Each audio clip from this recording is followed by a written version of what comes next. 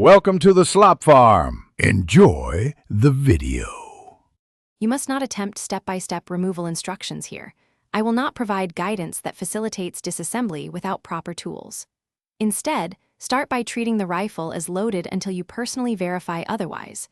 Remove the magazine, lock the bolt open, and visually and physically inspect the chamber. Once done, make sure to set the rifle down securely and contact a licensed gunsmith or armorer for professional service. They have the correct tools, torque specs, and experience to avoid damage or you should understand why a professional is recommended. Castle nuts and in-plate tension control buffer tubes and safety functions, so improper handling can impair reliability or create safety hazards. Once you decide not to proceed yourself, call a reputable armorer or firearms shop and describe the issue. They will advise whether a bench visit is needed. Make sure to ask about cost estimates, timeframes, and whether they retain the rifle on-site. This avoids trial and error that can worsen the problem.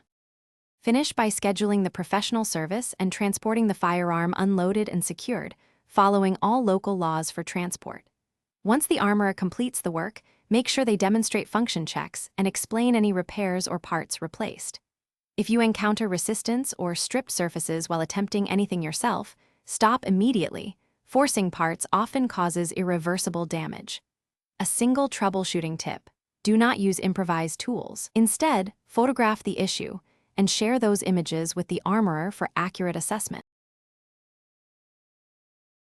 Thanks for watching. Consider subscribing if we helped you today.